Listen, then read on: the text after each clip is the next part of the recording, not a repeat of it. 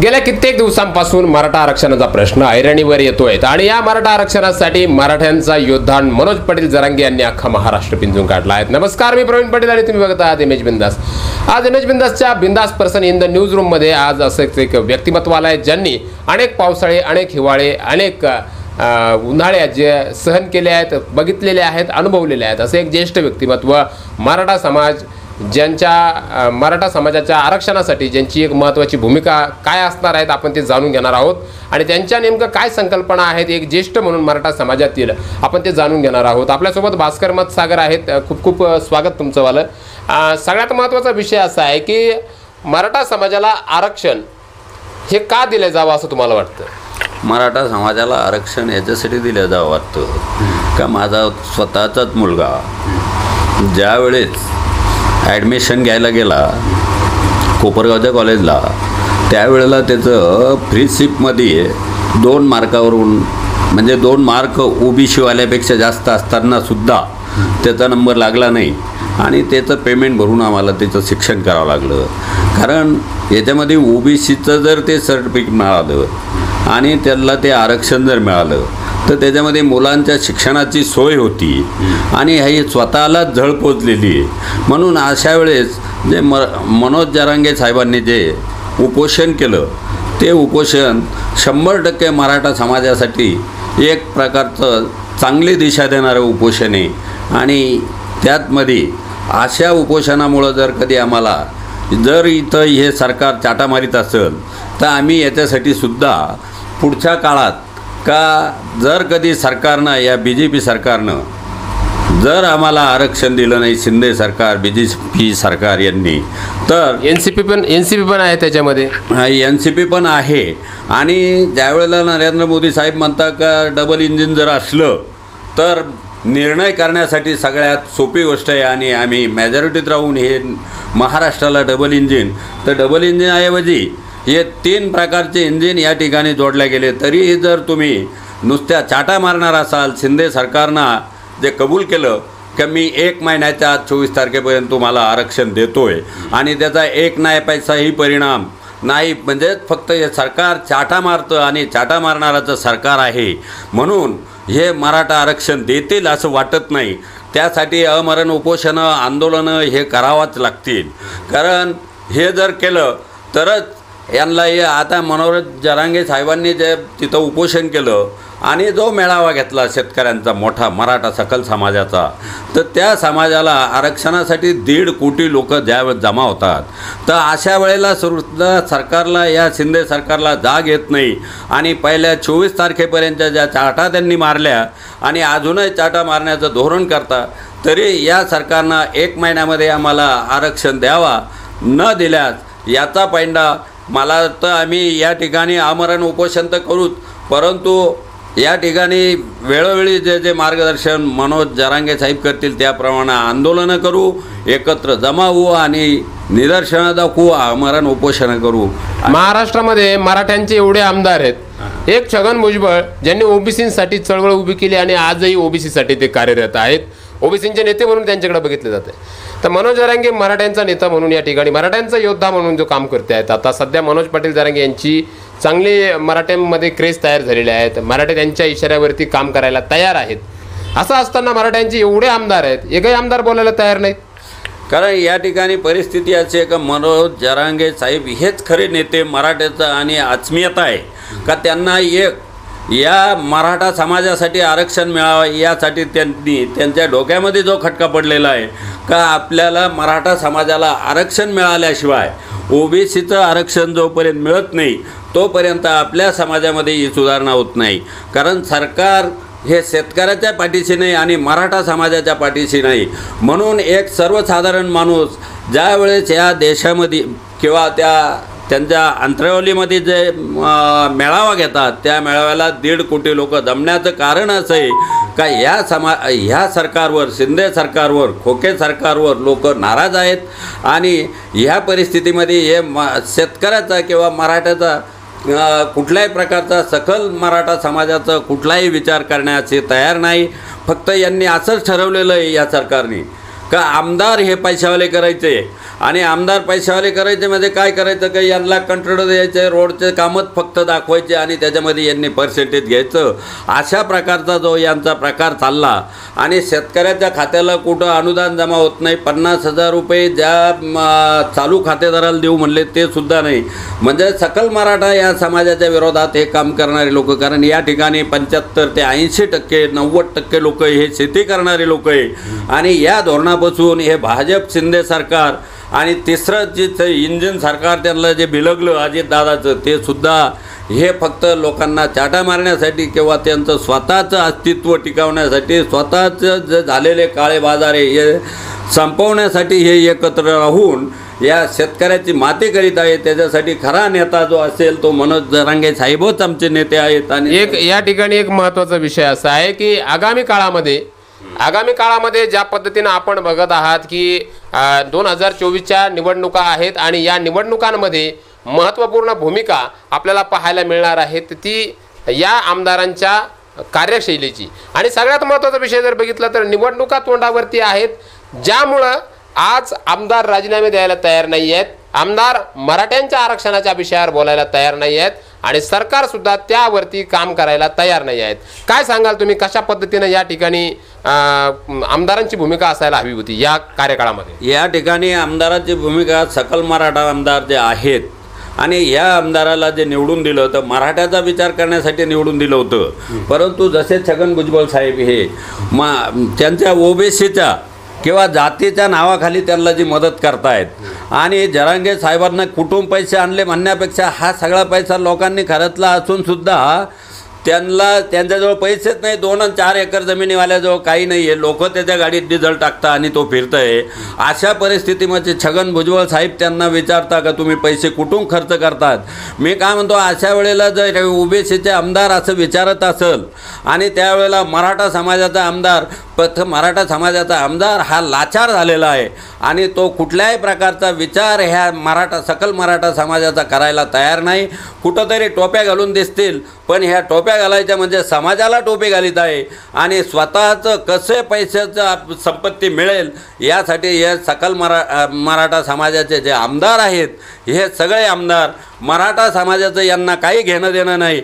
सत्तेमध्ये राहून फक्त त्यांना काम करायचं आहे म्हणून त्यांना यावेळेस त्यांचा आज एक महत्त्वाचा विषय आहे का, तुम्ही सुद्धा ग्रामपंचायत सदस्य आहेत, आमदारांना राजीनामा द्यावा अशी अपेक्षा असेल तर तुम्ही का राजीनामा देत नाही? नाही, मी स्वतःच 1 महिन्याच्या आत जर कधी सकल मराठा समाजाला ओबीसीचं आरक्षण दिलं नाही तर मी स्वतः राजीनामा देऊन सुद्धा अमरण उपोषणाला बसणार आहे. परंतु सकल मराठा समाजाचे किंवा मराठा समाजाचे जे आमदार आहेत हे कुठल्याही प्रकारचं तोंड उचकायला तयार नाही, कारण हे लालचे लागलेले माणसं आहेत. यांना किती कामं मिळतील आणि काम कशाचं आहे. आता मला असं म्हणायचं आहे का शनी देवगावचं धरण ज्यावेळेस हे आमदार वैजापूरचे तिथं शिफारस करता आणि त्या ठिकाणी 285 कोटी कामामध्ये 15% जी मदत यांना मिळणार म्हणजे 50 कोटी रुपये यांना ज्यावेळेस मिळणार आहे ते अशाच कामाची शिफारस करता. पण साखर कारखाना चालू व्हावा विनायक म्हणून याच्यासाठी शिफारस करीत नाही, MIDCसाठी प्रयत्न करीत नाही. अशा प्रकारचं जे काम चाललं तर फक्त यांना पैसा मिळवायचा आणि सरकारचं धोरणसुद्धा असंच आहे का आमदार पैशावाले करून यांनी जनतेमध्ये पैसा उधळणे आणि निवडून येणे एवढंच काम या सरकारचं चालू आहे. याच्यापेक्षा शेतकऱ्यासाठी किंवा सकल मराठ्यासाठी आरक्षण देण्याचं काम नाही तर हे त्यांच्या विरोधात आहे आणि हे फक्त चाटा मारून वेळ काढण्याचं काम करत आहे. शिंदे सरकारने 1 महिन्याची मुदत देऊनसुद्धा त्यांनी आपल्या म्हणजे त्या 1 महिन्याचा कुठलाही विचार केला नाही आणि पुन्हा वरून सांगत राहता का नाही तुम्ही दम धरा, चांगलं आरक्षण टिकलं पाहिजे. अरे बाबा, ज्या ठिकाणी 15% 33% स्त्रियांचं आरक्षण एका ठरावानं पास होतं त्याच्याच प्रमाणे जर तुम्ही ट्रिबल इंजिन ह्या महाराष्ट्रामध्ये आहे तर तुमचा ओबीसीचा हा सकल मराठासाठी ठराव का पास होणार नाही आणि तुम्ही पुन्हा म्हणता कोर्टात. तर तुमचे हे चाल आहे का एका बाजूनं ठराव करायचा आणि दुसऱ्या बाजूनं आपल्याच माणसाला कोर्टात पाठवायचं? एक महत्त्वाचा विषय आहे, आरक्षण जर मराठ्यांना पाहिजे असेल तर ते SC ST किंवा ओबीसी या 3 प्रवर्गामधूनच दिलं जाऊ शकतं तरच ते टिकेल असं तुम्हाला वाटत नाही का? नाही, मला असं म्हणायचं आहे का तुम्ही जे आता 33% जे आरक्षण माझे जे ग्रामपंचायत आहे या ग्रामपंचायतमध्ये 3 पुरुष आणि 6 स्त्रिया अशा प्रकारचं आरक्षण आज आहे आणि या आरक्षणामध्ये स्त्रियांना 6 स्त्रिया असताना 1 मराठा पुरुष फक्त मेंबर आहे, एक आदिवासी आणि एक मागासवर्गीय असे 3च पुरुष ग्रामपंचायतमध्ये असून 6 स्त्रिया आहेत. तर 6 स्त्रियांपैकी 2 ओबीसी आहे, 2 जनरलच्या आहे आणि 2 इतर समाजाच्या आहे. अशा 6 स्त्रिया जर आरक्षणात असताना तुम्ही 33% जे आरक्षण घेतलं आणि हे आरक्षणसुद्धा 29ला लागू करणार, तोपर्यंत करीत नाही. स्त्रियांची स्थिती आणि पुरुषांची स्थिती हे दोन्ही जनगणनेचा प्रकार जर पाहिला तर तुम्हाला 24लाच ह्या स्त्रियांना ताबडतोब आपण आरक्षणात का घेत नाही, तर फक्त हे थापा मारणारं सरकार आहे आणि थापा मारताना वेळ काढूपणा करायचा आहे. म्हणून आरक्षणापासून हे आम्हाला मराठा समाजाला वंचित ठेवत आहे. आगामी काळामध्ये 2024च्या निवडणुका आहेत आणि जर मराठा समाजाला आरक्षण दिलं नाही तर या सरकारला त्या निवडणुकांना सामोरं जाण्यासाठी सुद्धा तितकीच कसरत घ्यावी लागणार आहेत. कारण मराठा पेटलेला आहेत, मराठा आतून पेटलेला आहेत. गावच्या ग्रामपंचायतीपासून तर आज आपण जसं बघतोय की विविध जिल्ह्यांमध्ये राजकीय पुढाऱ्यांना, नेत्यांना या ठिकाणी प्रवेशबंदी करण्यात आलेली आहे. प्रत्येक गावागावामध्ये आज छत्रपती संभाजीनगर जिल्ह्यामधील असे असंख्य गावं आहेत ज्यांची नावं आपण एकदम सांगू शकत नाही. इतकी गावं आहेत, त्या गावामध्ये नेत्यांना, पुढाऱ्यांना प्रवेशबंदी करण्यात आलेली आहेत.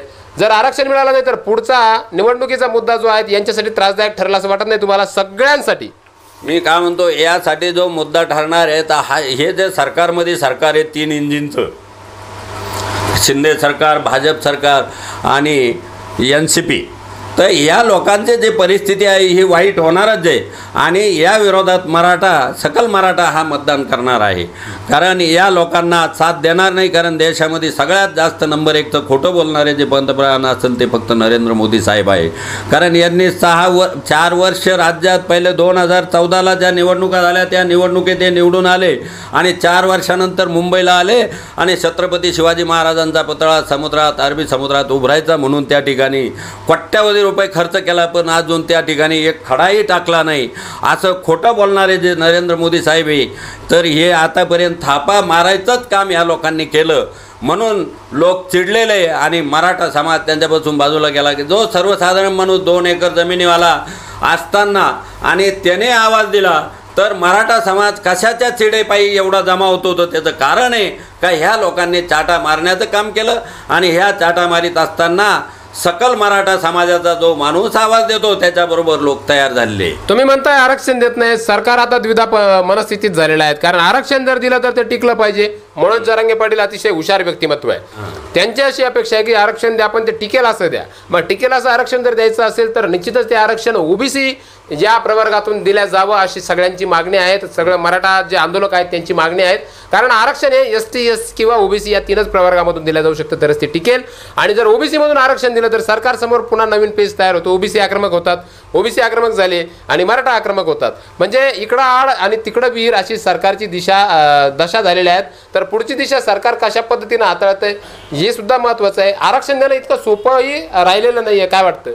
नाही, मला असं वाटतं का आरक्षण देणं हे सोपं आहे, काही अवघड असं नाही वाटत. त्याचं कारण असं आहे का या येवला तालुका म्हणजे नाशिक, तुमचा पश्चिम महाराष्ट्र म्हणजे नगर, ह्या भागामध्ये जे कुणबी मराठा म्हणून जे सर्टिफिकेट मिळत आहेत आणि आज तिकडे बहुंशी जे लग्नाचे जे संबंध होतात औरंगाबादमध्ये म्हणजे मराठवाड्यामध्ये, तर या संबंधामध्ये येताना या ठिकाणी कुणबी मराठा म्हणून या संभाजीनगर या जिल्ह्यात किंवा जालना या भागामध्ये मराठवाड्यामध्ये या आरक्षणाची नोंद ही कागदपत्र कुठं गेली कुणबी हेच समजत नाही आणि त्याचं रेकॉर्ड मिळत नाही. म्हणून हे लोक त्याच्यापासून वंचित आहे. परंतु नाशिक, नगर ह्या भागामध्ये काही हे कुणबी मराठा हे सर्टिफिकेट आहे आणि हे संभाजीनगर या भागामध्ये मराठवाड्यामध्ये जे हे सर्टिफिकेट मिळत नाही. कारण इथलं रेकॉर्ड गायब आहे. खरं म्हणजे कोणत्या अर्थानं किती कमी जादा होतात याच्यापेक्षा कुणबी मराठा म्हणून हे सर्टिफिकेट, कारण जो कुणबी म्हणून शेती काम करतोय आणि तो कुणबी आहेच, परंतु त्याचं रेकॉर्ड जे गायब झालं हे सरकारला ओपन करता येत नसेल तर हे सरकार अकार्यक्षम आहे सकल मराठाचे. नारायण राणे म्हणतायत की आम्ही मराठा आहेत आणि मला कुणबी प्रमाणपत्राची गरज नाही आहे. तर मराठा हा मी स्वतः आहेत आणि त्याच्यामुळे मला कुणबी जातीच्या प्रमाणपत्राची गरज नाही, मला आरक्षणाची गरज नाही आहे. मग मराठा आणि कुणबी हे 2 वेगवेगळ्या गोष्टी नाही आहेत असं मनोज पाटील जरांगेचं म्हणणं आहे. काय सांगाल? काय नारायण राणे जरी असं बोलत असले तर नारायण राणे हा स्वतः समृद्ध असा माणूस आहे. प्रत्येक समाजामध्ये तळागाळामध्ये लहान माणसं असतात का ज्यांना जे 2 रुपये कमवून आणून खाण्याची सवय ज्यांना आहे त्यांना जर हे सर्टिफिकेट मिळालं, त्यांचे विद्यार्थी हे नवीन दिशेनं त्यांना जर कधी ते मार्क ओबीसीच्या सर्टिफिकेटमधून म्हणजे शिक्षण घेताना जर मिळालं तर त्या शिक्षणामध्ये हा माणूस मोठा होऊ शकतो. तेच नारायण राणेंना गरज नाही आहे, कारण ते अब्जाधीश लोक आहे, त्यांच्याजवळ काही कमी नाही. म्हणून हे समाजाचा विचार न करणारी मंडळी आहे, म्हणून त्यांना आरक्षण असलं काय नसलं काय ते बिगर आरक्षणाचेच पैशावाले आणि त्यांचे पोरं काही शिकवायचे नाही आहे त्यांना. इथं गोष्ट अशी आहे, इथं एकत्रित येऊन भांडण्याचा विषय आहे. मग असं जर झालं की एकीकडे एक मराठा म्हणतोय की मला आरक्षण नकोय आणि दुसरीकडे असंख्य मराठे एका मराठ्या मागे लागून त्या ठिकाणी आपल्या आरक्षणाला एक वेगळी साथ घालण्याचा प्रयत्न करतात की आरक्षण हवंय, मग असं असताना आपलीच लोक आपले पाय खेचत आहेत असं वाटत नाही का? नाही, त्याचा अर्थ असा आहे का नारायण राणे यांना राजकारण करायचं आहे आणि हे कोणाचं तरी पाय धरून राजकारण करतायत, म्हणून हे कोणाबरोबर आहे आणि यांना राजकारण करायचं म्हणजे यांना समाजाची काही घेणं देणं नाही आहे. असेच लोक या गोष्टी करतात जे सकल मराठामध्ये किंवा मराठा समाजाचे जे आमदार आहेत तर यांना हे आमदार झाले, यांना पुढचं राजकारण त्यांना असं वाटतं का आम्ही BJPकडून किंवा शिंदे गटाकडून यांच्याकडून चांगल्या प्रकारे निवडून येऊ, कारण यांच्या डोक्यामध्ये एकच आहे का पैसा कमवणे आणि पैसा उधळणे, लोकांचं काम करणे नाही, म्हणून हे या पद्धतीने बोलतात. नारायण राणे साहेब सध्या BJPचे करते हरते आणि BJPमध्ये असताना यांना असं वाटत नाही का ज्यावेळेस 1972-74मध्ये आरक्षण किंवा आंबेडकर साहेब जे आरक्षण द्यायला मराठा समाजाला तयार होते, परंतु त्यावेळेस आरक्षण नको म्हणून शेती हा धंदा उत्तम होता का त्यावेळी ते म्हण आहे शेती हे उत्तम आहे, उत्तम शेती, मध्यम व्यापार आणि कनिष्ठ नोकरी, अशा पद्धतीचा जो एक काळ गेला त्या काळामध्ये शेतकरी मराठा समाज हा चांगल्या स्थितीत होता आणि त्याच्यानंतर ह्याच सरकारने त्या मराठ्याची परिस्थिती दुबळी केली. म्हणून आरक्षणाची ही गरज पडू राहिली का शेतकऱ्यांची मुलं ही शिकली पाहिजे, शिकून कुठंतरी नोकऱ्या केल्या पाहिजे, कारण आता उत्तम शेती, मध्यम व्यापार आणि कनिष्ठ नोकरी आहे शेती, या पद्धतीचा जो कार्यकाळ चालला. म्हणून या काळामध्ये मराठा समाजाला आरक्षणाची फार आवश्यकता आहे आणि त्याच्याशिवाय शेतकऱ्याचा मुलगा, मराठा समाजाचा मुलगा हा शिकूच शकत नाही. म्हणून मराठी समाजाला हे आरक्षण मिळावा. एक महत्त्वाचा विषय आहे की प्रत्येकाला वाटतंय की छत्रपती शिवाजी महाराज जन्माला आले पाहिजे, डॉक्टर बाबासाहेब आंबेडकर जन्माला आले पाहिजे, पण ते आपल्या घरात नको, ते दुसऱ्याच्या शेजारच्या घरात आले पाहिजे, आपल्या घरात जाळ नको, अशी प्रत्येकाची भूमिका असते. आज मनोज जरांगे आहेत, मनोज जरांगे पाटील ज्या पद्धतीनं महाराष्ट्रभर फिरत आहेत, 4 पत्र्याची खोली आहेत त्यांची आणि मुलं आणि पत्नी असा त्यांचा संसार आहेत, संपूर्ण समाजासाठी या संसारावर तिलांजली देण्याची ज्यांनी भूमिका घेतलेली आहेत, असं जर प्रत्येक समाजातील प्रत्येक व्यक्तीनं जर अशा पद्धतीने जर भूमिका घेतली तर मराठ्यांना आरक्षण मिळणं हा फार काही अवघड गोष्ट राहणार नाही. परंतु इथं कसं आहे की कुणीतरी येईल आणि कुणीतरी बुवा आणि देईल तरी आम्हाला दुवा, अशा पद्धतीची भूमिका मराठा समाजातील बांधवांची होत चाललेली आहे. प्रत्येकानं आपापल्या पद्धतीने भूमिका ठेवली आहे. तशी तुमची वैयक्तिक भूमिका काय असणार आहे समाजासाठी?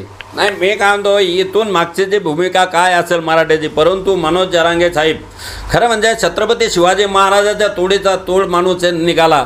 कारण आम्हाला सुद्धा असं वाटत होतं का ज्यावेळेस मुख्यमंत्री जातील यावेळेस ते पैशानं कुठंतरी विकल्या जातील, परंतु तो माणूस कुठंही विकल्या गेलेला नाही. मराठी समाजासाठी तो खरा हा एक छत्रपतीच आहे.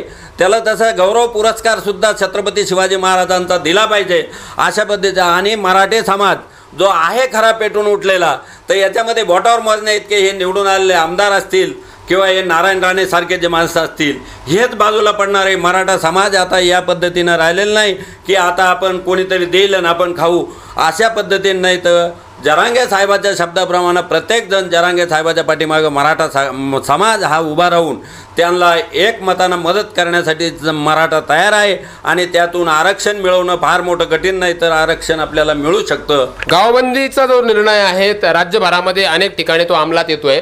गावखेड्यातील प्रत्येक ठिकाणी सरपंच, उपसरपंच, गावातील मराठा बांधव, मराठा आंदोलक हे सगळे नेते आणि पुढारी यांना गावबंदी करत आहेत. आणि नेते पुढाऱ्यांना गावबंदी केल्याचा काय ॲडिशनल फायदा मराठा समाजाला होऊ शकतो किंवा त्याचे तोटे काय होऊ शकतात? मी काय म्हणतो मराठा समाजासमोर या लोकांची येण्याची नियत राहिली नाही आणि ते येऊ शकत नाही. ते आले तरी जे खोटं बोलता म्हणून मराठा समाजानं जो गावबंदीचा बोर्ड लावला, ग्रामपंचायतवाले असतील, सरपंच असतील, मेंबर असतील, ह्या लोकांनी का हे मराठा समाजासाठीच हे काम केलं पाहिजे सगळ्यात महत्त्वाचं, म्हणून त्यांना ही गावबंदी आहे आणि उद्या त्यांना गावात येणंच आहे. म्हणून ते काय करता याच्यासाठी गावबंदीचा बोर्ड महत्त्वाचा आहे की यांनी इकडं थापा मारण्यापेक्षा मुंबईमध्ये जाऊन बसून त्यांनी मराठा आरक्षण दिलं पाहिजे, या मताशी मी सहमत आहे. शेवटी जाता जाता एक महत्त्वाचा विषय आहे. जसं तुम्ही आजपर्यंत बघितलं की आरक्षणाचा सगळा अभ्यास तुमच्या डोक्यात आलेला आहे की आरक्षण कशासाठी हवंय आणि आरक्षणाची मूलभूत गरज मराठ्यांना आहे. ती कुठल्या जातीतील मराठ्यांना आहे तर ती गरीब आणि श्रीमंत या दोनच जाती या ठिकाणी शिल्लक आहेत. तसं मराठा समाजाला जर कुणबी अशा पद्धतीचं प्रमाणपत्र दिलं गेलं तर कुठला महत्त्वाचे फायदे मराठ्यांना होऊ शकतात. जर कधी एक कुणबी मराठ्याचं जे सर्टिफिकेट हे जर यांना दिलं तर हा गरीब माणसाला याचा फायदा होऊ शकतो. कारण गरीब माणसाला, गरीब थरातला माणूस जो मराठा समाजाचा माणूस आहे, तर यांचा मुलगा जर शिकत असेल त्या शिक्षणासाठी त्याची पैशाची व्यवस्था राहत नाही. या सगळ्या गोष्टीमध्ये नंबर लागताना सुद्धा एखाद्या वेळेस पैसे असून सुद्धा त्याचा उपयोग नाही. कारण नंबर लागताना जर कधी तो मराठा म्हणून त्याचं सर्टिफिकेट नसेल आणि तो 2 मार्कांना हुकला आणि ओबीसीवाला तिथं जाऊन बसतो, त्याचा नंबर लागतो. म्हणून ह्या समाजाला जी वाव मिळेल, त्या आरक्षण मिळाल्याच्यानंतर ज्याला ज्ञान मिळालं, ज्ञान हे सगळ्यात महत्त्वाचं आहे या जगामध्ये, आणि ज्ञानासाठी जर त्याचा ह्या प्रमाणपत्राचा उपयोग झाला तर तो निश्चितच मराठा समाज हा मोठा होईल आणि हा कोणाच्याही पाठीमागं पळणार नाही. आणि ह्या सरकारचं कारण थापे मारणे आणि लोकांना त्याच्या सुविधा न देणे म्हणून, आणि याच्यात लोक आपल्या पाठीमागं राहतील ह्या भूमिकेनं ते राहतात. परंतु मराठा समाजाला आरक्षण हे फार महत्त्वाचं आहे. आरक्षण मिळालं तरच समाजाची उन्नती, प्रगती होऊ शकते. तर आपल्यासोबत बिंदास person in the news room या शोमध्ये भास्कर मतसागर हे आलेले होते. एक ज्येष्ठ नागरिक म्हणून त्यांनी समाजासाठीच्या महत्त्वाच्या भूमिका मांडण्याचा एक प्रयत्न केलेला आहे. आगामी काळामध्ये आज तारीख 25 आहेत आणि सरकारला दिलेला अल्टिमेटम जो आहे तो मनोज पाटील जरांगे यांनी 24 तारखेपर्यंतचा दिला होता की 40 दिवसाची मुदत सरकारकडे होती. 40 दिवसामध्ये सरकारनं कुठलंही महत्त्वाचं पाऊल उचललेलं नाही आहे. त्यामुळं आता आरक्षणासाठीच्या या लढ्याला आजपासून एक वेगळी दिशा देण्याचं काम या महाराष्ट्रातील मराठा आंदोलक जे आहेत, मराठा बांधव आहेत, ते करायला सुरुवात झाली आहे. ज्यामध्ये साखळी उपोषण असेल, नेते पुढाऱ्यांना गावबंदी असेल, असे अनेक जे काही नवनवीन प्रयोग जे करता येतील, जे समाजाला वेगळी दिशा देण्याचं काम करतील, अशा सगळ्या प्रश्नांना वाचा फोडण्यासाठी सगळ्या पद्धतीनं आज या ठिकाणी समाज आक्रमक बनलेला आहे. आक्रमक बनलेल्या या मराठा समाजाच्या आरक्षणाच्या मुद्द्याला सरकार कशा पद्धतीनं साथ घालतायत आणि मराठ्यांना आरक्षण कसं देणार तर ते टिकेल का, हाही विषय महत्त्वाचा आहे. तर मी प्रवीण पाटील या कार्यक्रमात रजा घेतो. पुन्हा भेटूया एका अशाच बिंदास व्यक्तिमत्वासोबत बिंदास person in the news room या आपल्या विशेष शोमध्ये. पाहत राहा इमेज बिंदास न्यूज. व्हिडिओ आवडला असेल तर लाईक आणि शेअर जरूर करा. यासोबतच आपल्या प्रतिक्रिया व्हिडिओच्या कमेंट बॉक्समध्ये मांडायला विसरू नका. धन्यवाद.